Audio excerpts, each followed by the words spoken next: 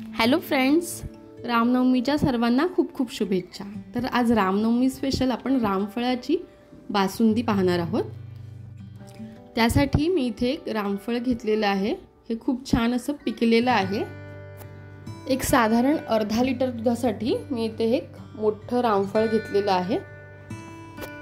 आता रामफळ हे गोड असतं, त्यामुळे बासुंदी करताना आपण साखर थोडी प्रमाणातच ॲड करणार आहोत। तर इथे अर्धा लिटर दूध मी घेऊन त्यामध्ये वेलची आणि जायफळ पावडर ॲड केलेली आहे।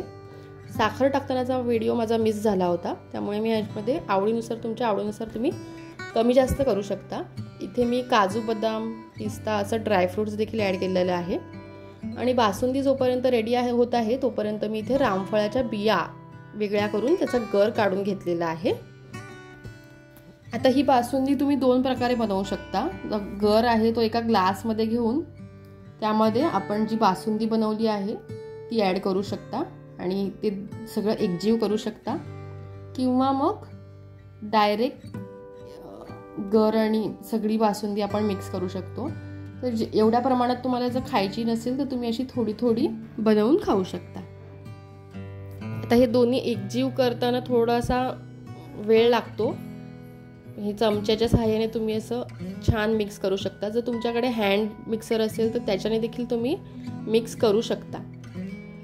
तर आता मी इथे दुसरी पद्धत म्हणजे जी सगळा गर आणि सगळी बासुंदी आपण एकत्र करणार आहोत, तर मी ती पद्धत देखील तुम्हाला इथे दाखवत आहे। तुमच्याकडे व्हिपिंग मशीन असेल तर त्याने देखील तुम्ही हे मिक्स करू शकता। तर इथे आता आपली बासुंदी छान अशी मिक्स होऊन रेडी झालेली आहे। पण रामफळाचा गर आणि बासुंदी एकत्र करताना एक लक्षात ठेवायचं की आधी बासुंदी आपली पूर्ण अशी थंड झाली पाहिजे, रूम टेम्परेचरला आली पाहिजे, त्यानंतरच मिक्स करायचं, नाहीतर मग हे दूध फाटण्याची शक्यता असते। तर आता इथे आपण सर्व करून घेऊया। हे जर तुम्ही फ्रीजमध्ये थंड करून मग सर्व केलं तर खूप छान लागते। अशाच पद्धतीने तुम्ही सीताफळ बासुंदी देखील बनवू शकता। फक्त रामफळ जास्त गोड असतं आणि सीताफळ थोडं कमी गोड असतं, त्यामुळे तुम्हाला साखरेचं प्रमाण थोडं वरखाली करावं लागेल। यामध्ये मी 3 ते 4 चमचे साखर ॲड केली होती, कारण रामफळ प्रचंड गोड होतं।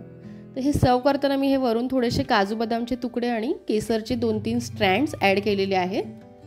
तर तुम्हाला माझी आजची ही रेसिपी कशी वाटली हे मला कमेंट सेक्शनमध्ये सांगायला विसरू नका। व्हिडिओ आवडला असेल तर लाईक करा, शेअर करा तुमच्या फ्रेंड्स आणि रिलेटिव्हसोबत। जर तुम्ही प्रथमच माझ्या चॅनलवर आला असाल तर सबस्क्राईब करा आणि शेजारील बेल आयकन देखील क्लिक करा, ज्यामुळे तुम्हाला सर्वात आधी माझे व्हिडिओज पाहता येतील।